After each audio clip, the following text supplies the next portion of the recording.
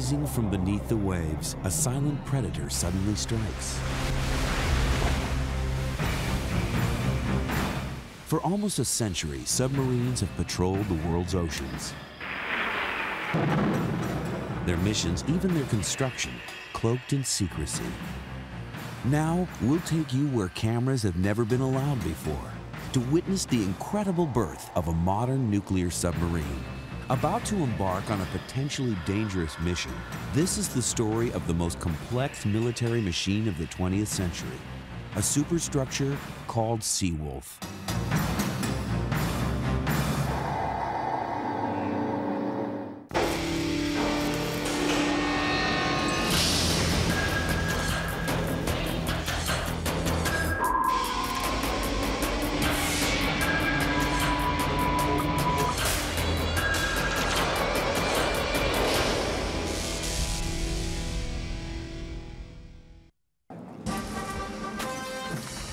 It's a ritual like no other.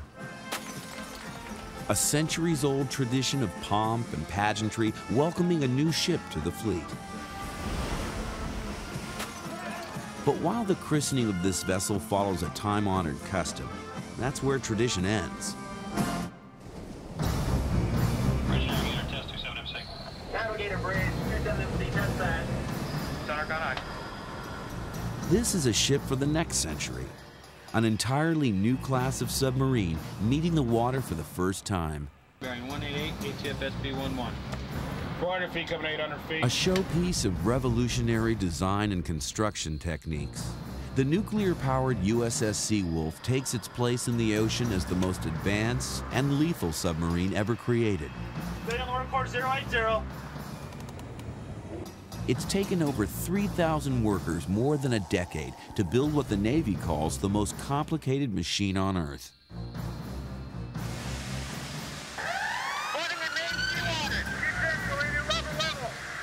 The crew of Seawolf has endured years of training to earn a place aboard this mechanical marvel.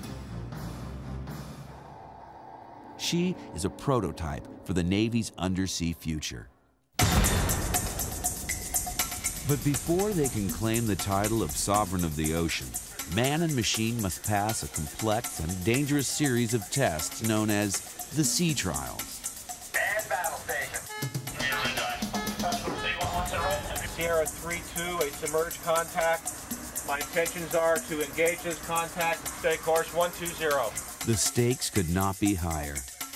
In the post-Cold War era of budget cutbacks, the Navy is relying on Seawolf to prove it can do more with less. Contact Sierra 3-2. If this ship fails her sea trials, the entire future of the Navy submarine program will be affected. Firing point procedures. The 14 officers and 124 enlisted men of Seawolf are well aware that they and the submarine's builder are under intense scrutiny. Shoot on generated bearing. The number of Seawolves approved for construction has already been slashed from 30 to 3. Workers at the Electric Boat Company who built Seawolf have seen their numbers drop from 25,000 to 7,000. To them, a successful sea trial could mean the difference between economic life and death. Very well, steady course 050. 050 online. Chief of watch, stand down from battle station. But as the world's most sophisticated weapon slowly descends beneath the waves, the ultimate test will come from the ocean itself. At bone-crushing pressures deep below the surface, there's no margin for error.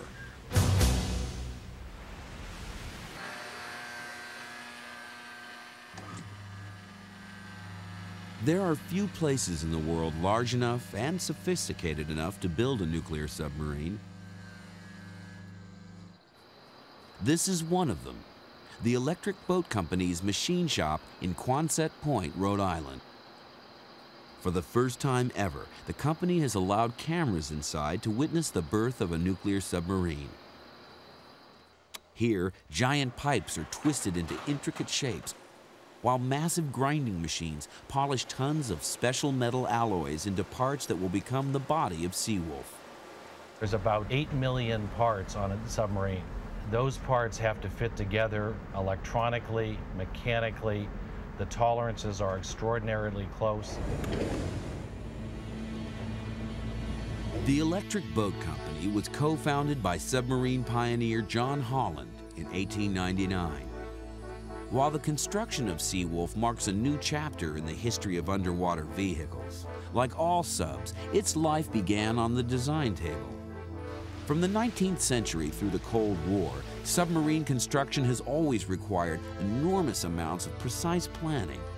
For instance, on Trident, there were 10,000 drawings that defined that ship. And there were probably 5 or 6 revisions to the 10,000 drawings. So you had 60,000 pieces of paper. It's been about 30 years since we designed a new class of submarines. In those days, when you designed a submarine, you just used slide rules. There was a lot of hand calculations. And so when they designed Seawolf, it was computer-aided. It was the first time we did that. When Seawolf was designed in the 1980s, the computer revolution was just beginning.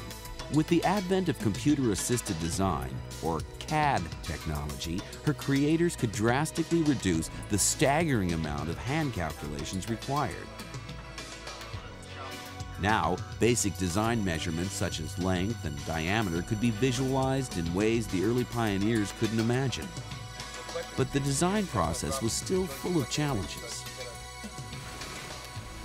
The 3 main problems facing modern Navy designers today were also faced by their forefathers.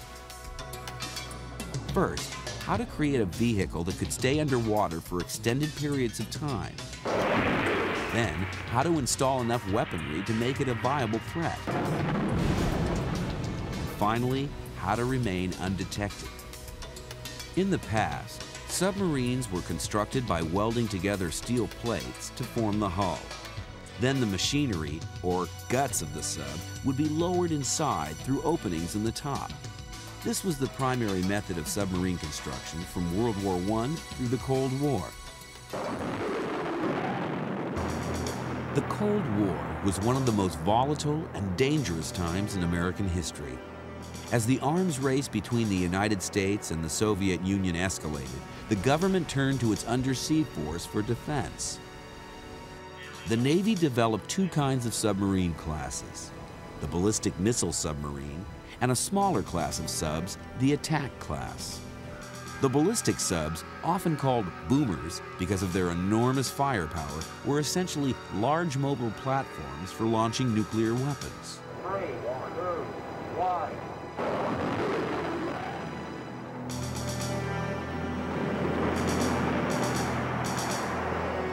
Deployed on secret missions throughout the world's oceans, the ballistic missile submarines served as a threatening deterrent to an enemy first strike.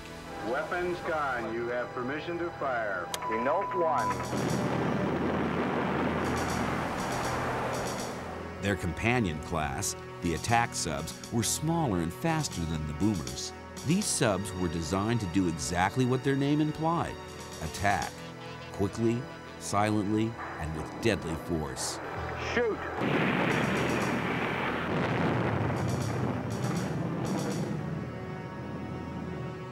Following the Cold War, the threat of a superpower conflict decreased, while the likelihood of smaller, regional conflicts increased. In response, a new kind of submarine was needed, a submarine like Seawolf. The Gulf War with Saddam Hussein actually started, the attack started with a couple of missiles out of a submarine, hundreds of miles away. It keeps your personnel safe and has the ability to be used in every conceivable situation.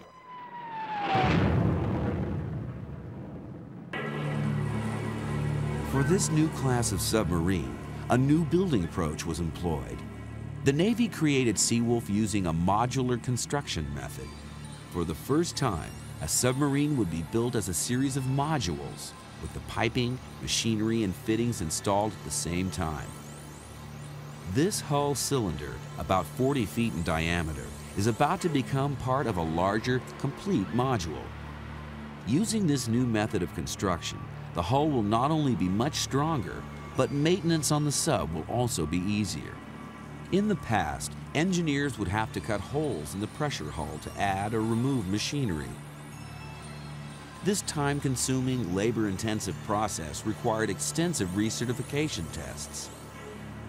Now, machinery can fit through special openings that are covered by a watertight hatch, increasing the efficiency of the construction process and the strength of the hull.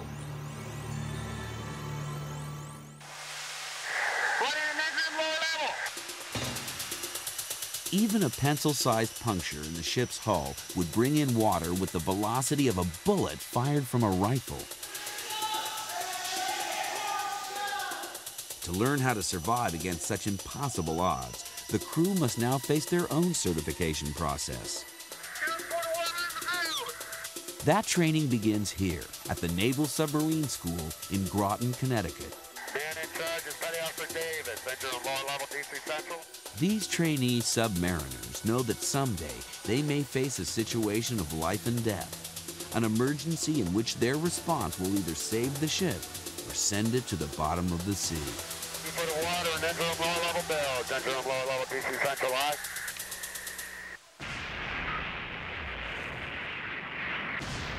During World War II, submarine crews in the Pacific faced impossible odds with terrifying regularity. Under constant attack from Japanese depth charges, submarines became the final resting place for thousands of American servicemen. Coming on, fire one! Despite the losses, American submarines inflicted major damage on the Japanese Navy and merchant fleet. One after the other, these steel sharks rolled out of shipyards as fast as they could be built. In response, the Japanese tried every possible method to turn back the U.S. subfleet, including propaganda. We know very well that American submarines have headed west from Pearl Harbor. If American submariners are wise, you will turn back. Certain death awaits you over here. But neither depth charges nor propaganda could silence these warriors of the deep. Down periscope, set, fire! And the American submarine fleet dramatically affected the war's outcome. The submarine force represented just a mere 2% of a very, very large Navy. The submarine force, with that 2% of the Navy, sank just about 55% of all the Japanese shipping that was sunk in the entire Pacific War. Ultimately, the end of World War II was brought on by a catastrophic new weapon, an apocalyptic device using an energy source of unimaginable power. After the war's end, one man began experimenting with a way to safely harness this awesome power under the sea. He envisioned a new kind of submarine, powered by an energy source that would give it incomparable speed and stealth. His vision would lead to the awesome creation called Seawolf.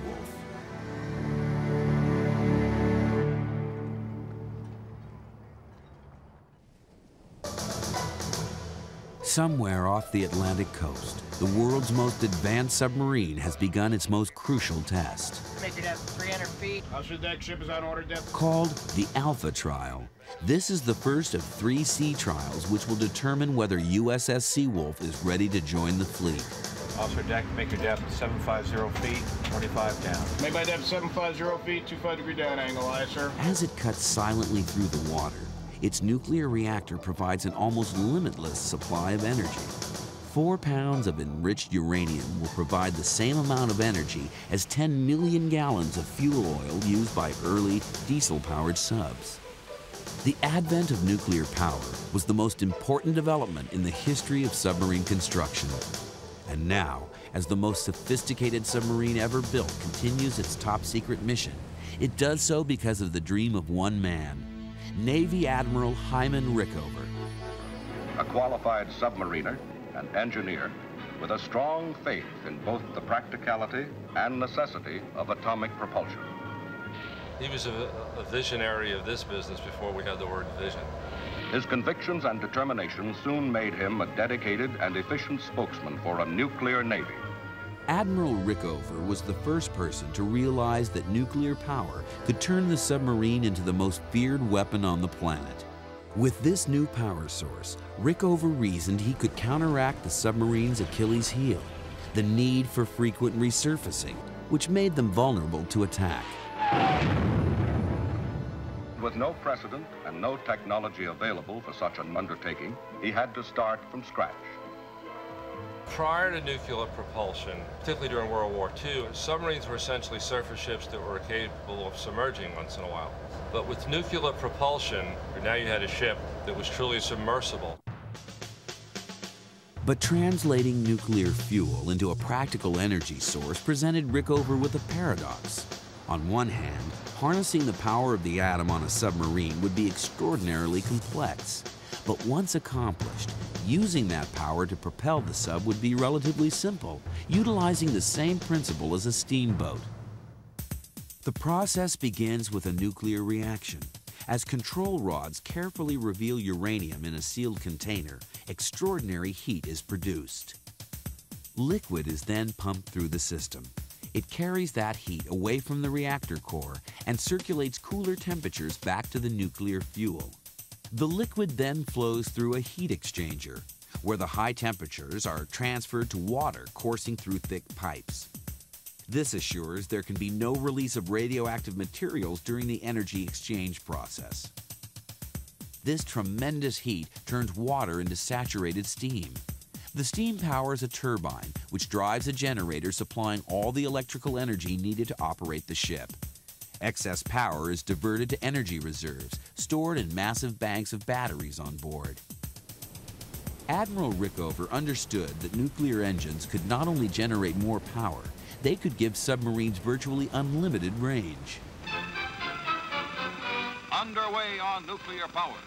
That was the terse message that sent the Nautilus and her crew into service. In 1955, Rickover's theory was put to the test as USS Nautilus became the world's first nuclear-powered submarine. Although the Nautilus' speed is a secret, it is known to be by far the fastest submarine in the world. 3 years later, Nautilus proved the submarine was now master of all the oceans, even those that were largely unexplored. In her historic 4-day journey, Nautilus opened a new frontier when it crossed from the Pacific to the Atlantic under the ice of the Arctic Ocean. Passing directly under the ice packs of the North Pole, Nautilus completed the first undersea transit of this hostile environment. A tumultuous harbor greeting is given the record breaker. The ship returned to a hero's welcome. A tribute to exploits that mark a new age in man's progress. A great step forward in the mastering of the 7 seas. Well done. Very well done. Later in that same month, the crew of a different atomic submarine would establish a new endurance record for underwater operation. For 60 days, between August 7th and October 6th, 1958, the crew of this ship remained submerged beneath the forbidding ice floes of the North Pole. The name of that ship was USS Seawolf, predecessor to today's nuclear-powered wonder. Man in charge is cutting off for Davis. There's a low level debrief. Here we go. Customer C1 wants it right? 300 feet coming 800 feet. 700 feet coming 800 feet. Take charge, replace, make it down 800 feet. On board today's Seawolf, submerging for 60 days is simply routine. With its nuclear-powered engines and ability to manufacture oxygen and water, Seawolf could theoretically remain underwater for years at a time. But beyond her extended range, nuclear power has also given Seawolf another important edge: speed. While her top speed is a closely guarded Navy secret, officials admit she cruises faster than 25 knots, about 30 miles per hour. Experts privately acknowledge Seawolf can actually travel much faster. Well, it's funny. People try to figure out how fast a ship goes, and they always ask the crew. And the crew will say, they have an acronym, and they say it goes so fantastically fast that stuff falls off. You know, that's their little joke. But they won't tell you for sure how fast it goes. It is certainly a sports car compared to the other ones. Helm left 10 degrees, rudder, stay course 080. In fact, even the designers of this undersea sports car were surprised by how fast she really is. The ship is tremendously faster than what they expected, and people don't believe it. You go back to some of the scientists who did the original calculations, they refuse to believe it. For all its high-tech power, Seawolf is still a warship. And life aboard this ship is no pleasure cruise. Every square inch of Seawolf is designed for maximum efficiency, which doesn't leave much room for human comforts. The crew eats in shifts. Over 130 men will pass through this compact galley 3 times each day. Space and privacy aboard Seawolf are luxuries the crew learn to live without.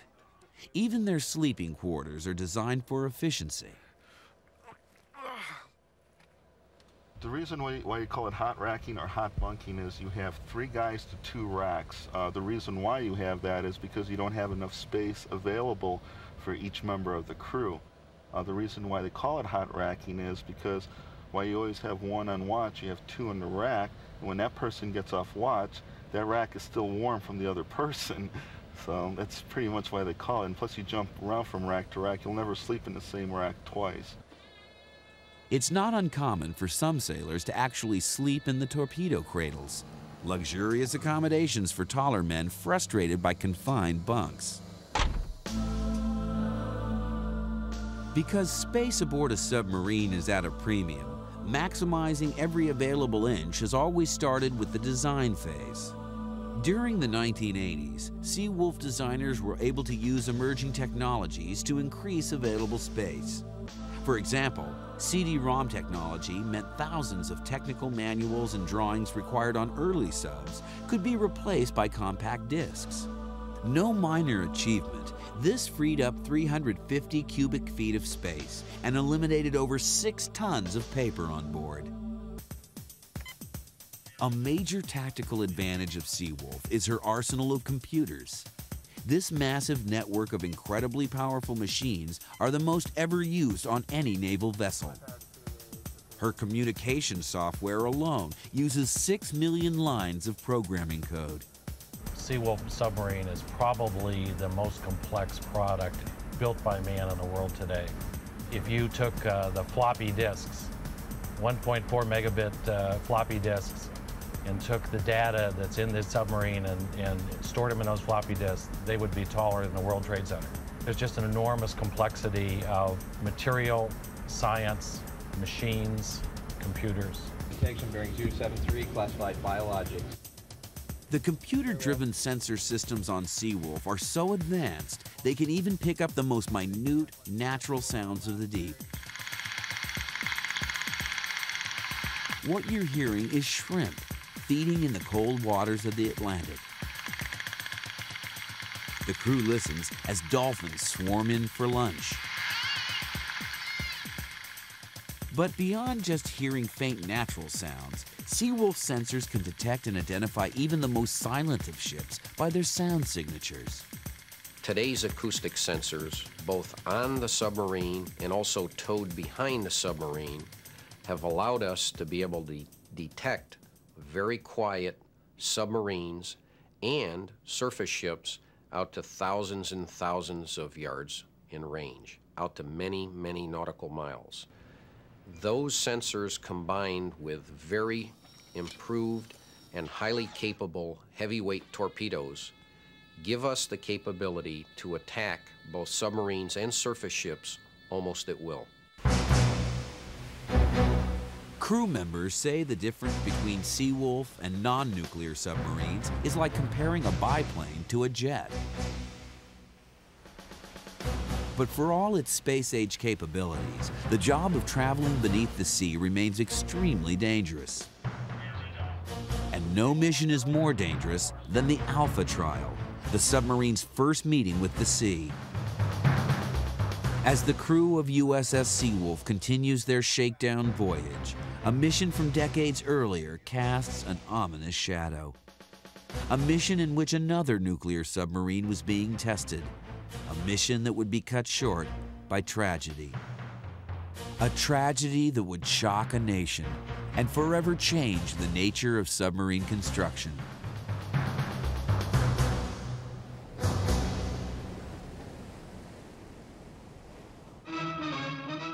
The Navy's newest nuclear submarine, the Thresher, is launched at Portsmouth Naval Shipyard. When USS Thresher was launched in July 1960, she was the first of her kind, a new class of submarine. Like the crew of Seawolf, Thresher faced a regular series of tests designed to further submarine exploration. But on April 10, 1963, the incredible danger associated with any undersea journey became all too clear.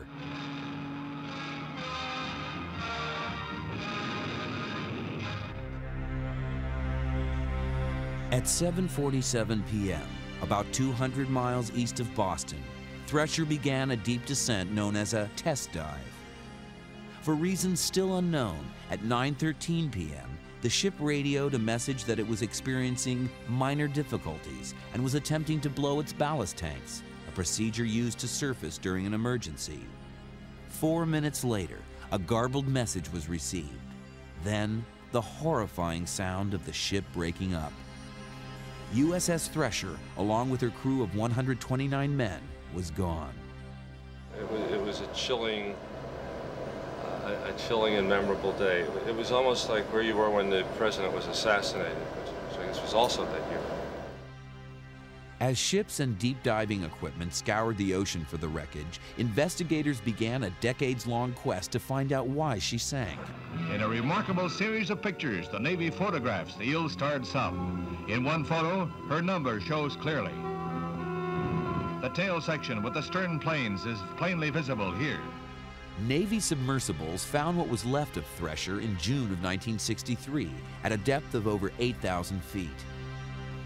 A Navy court of inquiry, however, was never able to fully determine the exact cause of her demise.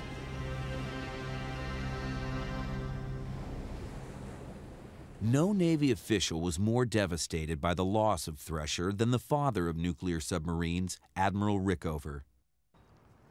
While some critics attacked the performance of the ship's nuclear reactor, Rickover believed that submarine construction itself must change. He lobbied for improved fabrication techniques, better inspection methods, and more attention to emerging technologies and new ways of thinking. When we lost the Thresher, we went from what had been a proactive approach to building submarines to a very strong reactive approach, and it focused our engineering discipline into what do we have to do to make a submarine safe for the people in the harsh environment, not just in wartime, but in peacetime too. And so Thresher is not only historical memory, we remind people of Thresher as part of our submarine education and training. We go around and remind them the consequences of not adhering rigorously to the technical specifications and the processes. So it's still the backdrop for the SubSafe program. You know, here it is 34 years later. The design and construction of submarines are highly specialized crafts, constantly being revised to accommodate new technologies. As technologies develop, the workers who build subs must also adapt, continually undergoing rigid certification tests which measure their skill and expertise. Even the body of Seawolf is made from a new material. The hulls of early subs were made from a high-strength steel called HY80. This material could withstand pressure of 80,000 pounds per square inch. The Seawolf class submarines are created using a new super steel called HY100, able to withstand 100,000 pounds of pressure per square inch. This means that designers can now create submarines which can dive deeper than their predecessors of the same weight, although just how deep is classified. Or they can create new lighter weight subs, capable of reaching the same depths as the earlier heavier subs. But regardless of its weight, a submarine's effectiveness has always been judged by its ability to remain undetected. Once at sea, an engine hum, a mechanical noise, even a crew member's conversation could reveal the ship's location, with deadly consequences. Stealth is the most important thing. A submarine maintains its capability and its safety by never being detected. For example, if there's a conflict, a hot conflict somewhere in the world, submarines, especially U.S. submarines, usually the first war-fighting or peacekeeping platform on the scene, And it does that without being detected. It can then provide information with surveillance, feed that information back to the president, and sort of the decisions can be made. And the submarine has the capability of doing that quietly, quickly, and it's virtually undetectable. Two things you know. They know we have them and we can be there fast. And two, even when they don't know we're there, they're not sure we're not there because these things are stealth. So they could be thinking that, well, maybe around the corner there's an American sub, or maybe it's just off a little bit. And that will prevent countries, I think, from doing foolish things. And after all, that's much preferable to actually going to war. To maintain stealth, every joint and substructure within the ship is designed to minimize sound and vibration. Even operating at top speed, Seawolf will be quieter than the older submarines were when idling at the pier. It's quieter than any other submarine in the world, and that required an enormous amount of technology in quieting things like switches and valves and hydraulic piping. The ship's inner decks are not attached directly to the hull, but rest on rubber mountings to reduce vibrations. Other sophisticated anti-detection strategies are also integrated into the construction process. Propellers are designed to produce minimal noise. Anti-detection tiles made from sound-absorbing plastic compounds line the inside of the hull. And finally, an additional layer of sound-absorbing material is applied to the hull's exterior when finished. While the ship is cloaked by a silent defense, its stealth-like capabilities also create a formidable offensive weapon. Whether gathering covert electronic intelligence, monitoring an enemy's shipping lanes, or detecting and deploying mines, Seawolf will be able to get in and out of dangerous waters faster than any warship ever created.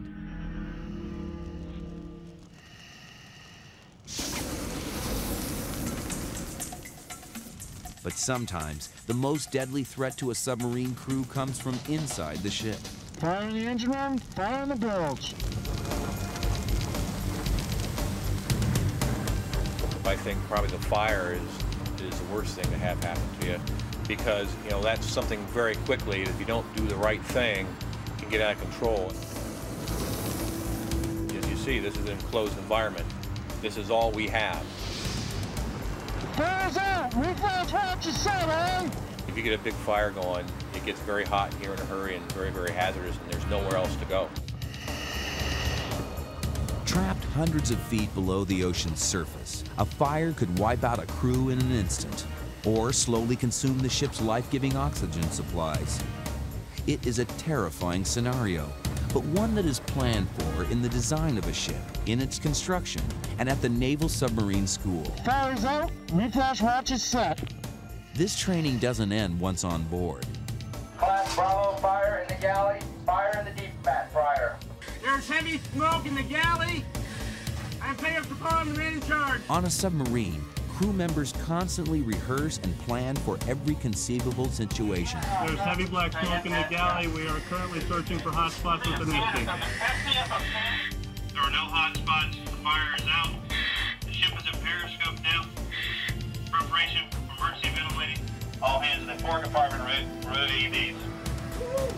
When building a military craft like Seawolf, designers must also plan for every eventuality. The most obvious and most dangerous is combat.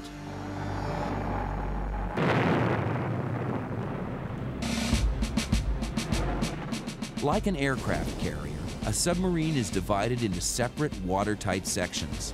This way, if a torpedo should penetrate the hull, or if a fire should start in one section, the rest of the ship is still able to function. Make your depth 750 feet, 25 down. 750 feet, 25-degree down angle. I sir, full dive on the stern planes. 25-degree down angle. If the crew of USS Seawolf can pass its sea trials, it will be judged ready for combat. Close about 2,000 yards. In about 4 minutes, we'll be at the firing point. Tomahawk shape going to pivot tray A level. Starboard side, clear? Carrying an arsenal of lethal weapons that can be targeted with pinpoint accuracy, the ship will patrol the seas with more military power than many countries possess. Weapons coordinator, Captain, reports status of tube A. Vector torpedo, normal launch, tube A.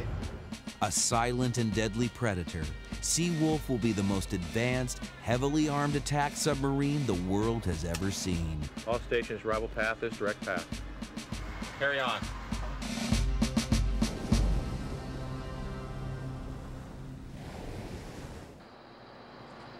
As the pieces of a new nuclear submarine are forged at this historic shipyard, workers at the Electric Boat Company now face an imposing task: transporting the giant sections to their dry dock facilities in Groton, Connecticut.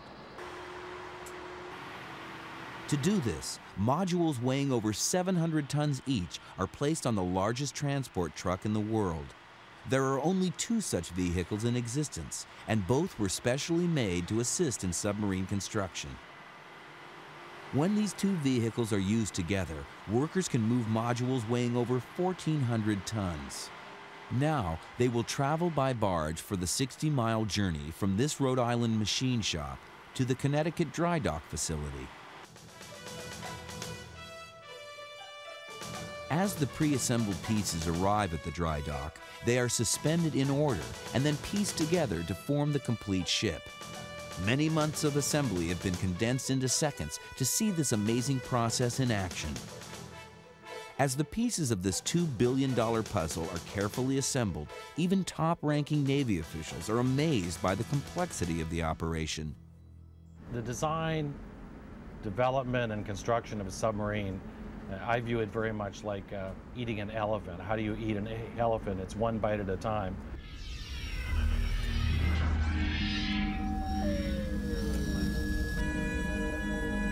If the assembly of this submarine happens one bite at a time, then these are its sharpest teeth, the weapons systems. Now, with its body almost complete, the deadly arsenal is installed. On board Seawolf, 4 levels of robotically controlled storage racks can deploy a lethal force on a moment's notice. Manned battle station. Its Tomahawk cruise missiles can be placed with pinpoint accuracy, guided by a global positioning satellite. I guess we could talk about San Diego to San Francisco. That's about 520 miles. I would say that if this missile took off from Jack Murphy Stadium, you could put it right about between Pitcher's Mound and second base down there in Candlestick Park. Seawolf's anti-submarine missiles make her a fearsome underwater force as well. She has stealth, she has improved sensors, and she has maneuverability. Everything that makes a fighter aircraft superior is what Seawolf brings to that underwater dogfight. Seawolf is the most sophisticated military craft ever created. But the road leading up to this 20th century superstructure actually began hundreds of years ago. It was a road paved with danger.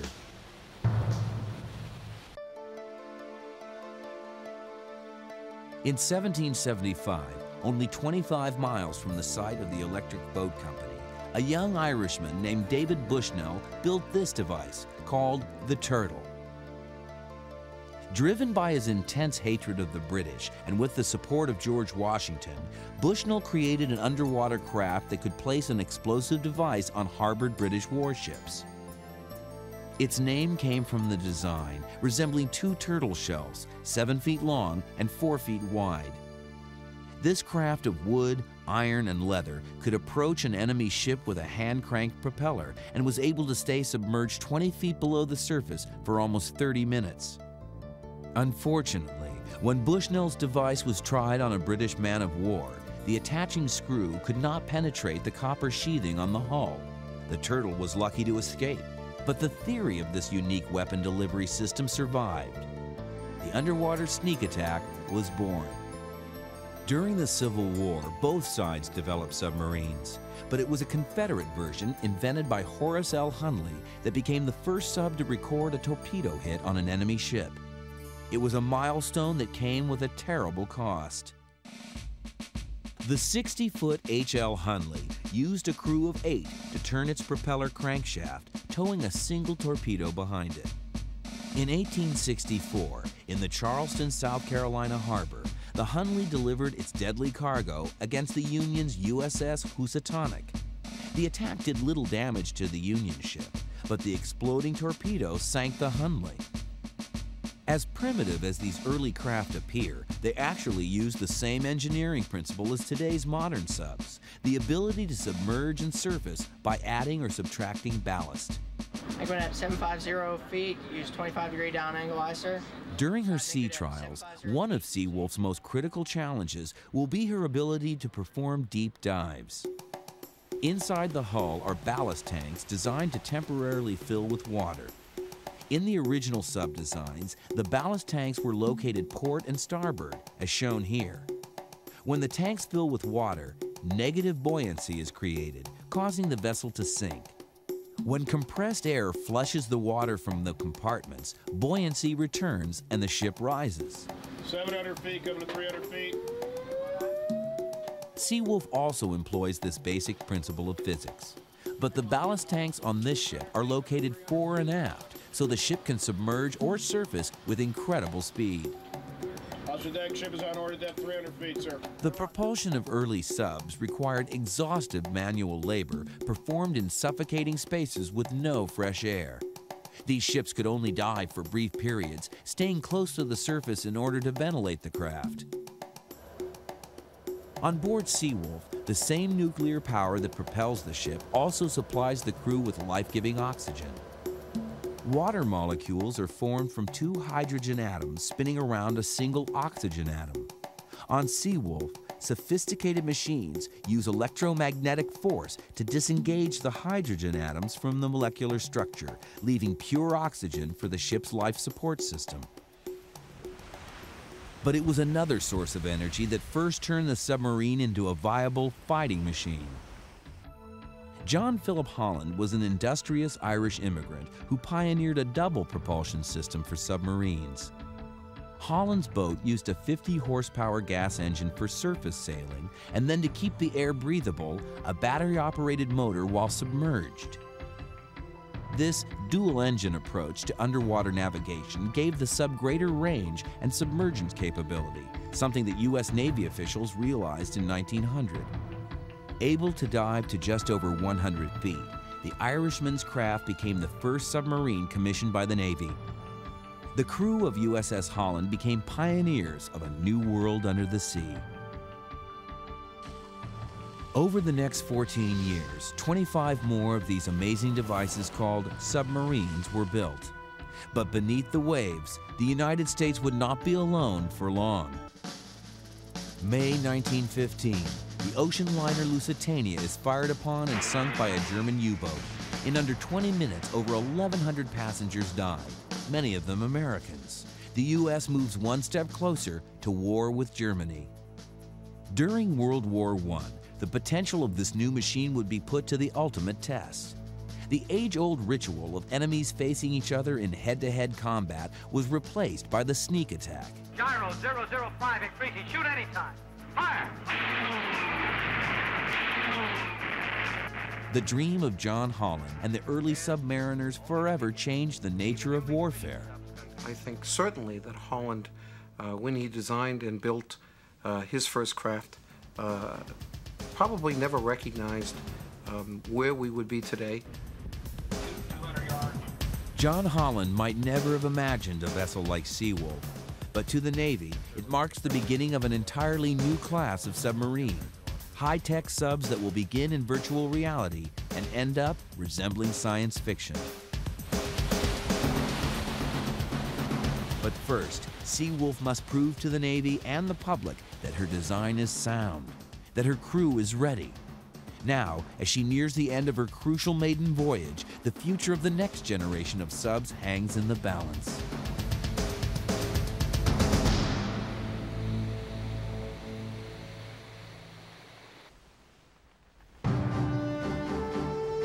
Her propulsion and life support systems have been tested. She has performed rapid dives to classified depths. Under stressful warfare scenarios, she has been deemed combat ready. As the end of USS Seawolf's maiden voyage draws near, Captain Dave McCall has witnessed what billions of dollars worth of machinery and a highly trained crew can really do. While young in age, McCall's crew are ready to become submariners. It's $2.3 billion for this ship. And the first underway watch station an 18-year-old stands or occupies is he's driving this ship. He has his hands on the wheel of a $2.3 billion sports car.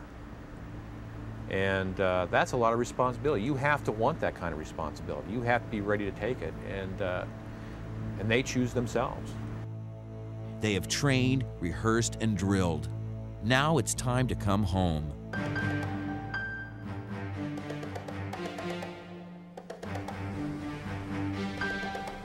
But as Seawolf ends her maiden voyage, she is bringing back more than just the crew. Over 100 workers of the Electric Boat Company have gone with her on this dangerous but crucial first journey. While these shipbuilders were on board to perform tests and gauge the success of their handiwork, they also wanted to send a message. This was a ship that had been constructed properly, and they would put their lives on the line to prove it. They've literally worked 24 hours a day, 7 days a week for 3 years with very little time off.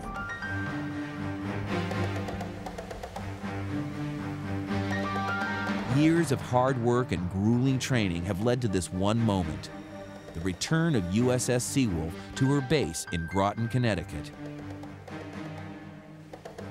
To the trained observer, the presence of a simple wooden broom attached to the ship's superstructure tells them everything they need to know. The ship has performed a clean sweep of its first major test. The mission is a success. It is probably our finest ship in the water today. It performs beyond expectations. After seeing it start from the early stages of design, early stage of construction where we just started bending steel, to watch the crew bring it alive, start operating it. We've been through a lot of major obstacles that would have normally brought another project to its knees and stopped it. Against a backdrop of budget cuts and shifting political power structures, the designers, builders, and crew of USS Seawolf have achieved a stunning victory. Under a mandate to do more with less, they have rewritten the book on how to build a submarine. Now, the success of Seawolf will provide a blueprint for the submarine of the next century. A vehicle known simply as the new attack submarine. When production of these sleek new subs begins, they will be able to do everything Seawolf can, but cost less to build. That's because advancements in computer technology, just beginning when Seawolf was constructed, now provide designers with incredible new tools. Tools today give us collectively as a community, the Navy, Electric Boat, our suppliers, the ability to go, in fact, integrate the very best design very early in the program. This 3D generated sailor named ErgoMan is an example of this new space-age technology. Virtual reality programs like these enable designers to see what these subs will be like for human inhabitants before construction even begins. We got to verify how low can we drop the sump. Another significant change based on Seawolf's success is a brand new approach to the management of sub construction. In video teleconferences like this, the workers who will build the sub and the men who will travel in them interact with the designers and engineers at every phase of development. Jimmy, if you just want to circle that, so our friends down in Washington can see that. That flange we're possibly talking about eliminating. Today, we're not interested who comes up with a good idea. We make it a team effort to go produce the very best design for this country that we can produce. And that's exciting, and that's different than it's been in the past. Seawolf and the new attack submarine are designed to evolve with technologies of the future. Soon, even the venerable periscope itself, a staple of submarines throughout history, may be replaced by powerful liquid plasma display screens.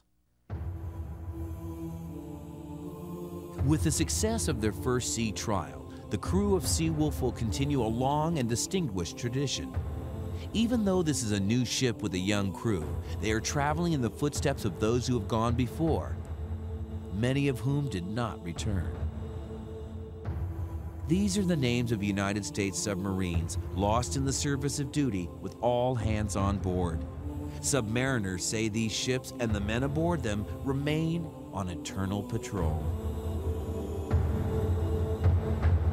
We'll also be checking the tubes, shooting. No one is more aware of the dangers of the deep than the men who will ultimately certify the vessel as being ready to join the fleet. Good. Yes, sir. We'll head this way. I am the person who signs for a submarine that it's ready to go to sea and it's sub-safe. And we do that through a very rigorous, disciplined process that literally takes thousands of hours of documentation, test, and retest. Had Seawolf failed on its first mission, the consequences for the Navy would have been disastrous. Thousands of jobs, billions of dollars, and the lives of the crew were at stake. Now, for the thousands of men and women who created her, Seawolf's successful first voyage is a time of great emotion. Well, you know, the day I give up the ship is going to be kind of like the day I gave up my daughter to her husband at her wedding. It's going to be a hard day. The design and construction of a nuclear submarine requires the imagination and determination of thousands. Forged from silicon and steel, they are born in giant factories. But here, beneath the waves, is where they will spend most of their lives. By the time Seawolf ends her final mission, it's difficult to imagine how far man will have ventured into the realm of the deep ocean. But waiting in the wings will be an entirely new class of undersea superstructures. I hereby certify that he is qualified in submarines on board USS Seawolf. And a new generation of submariners, piloting these guardians of the deep into the next century and beyond. Congratulations, Past World Guard. Thank you, sir.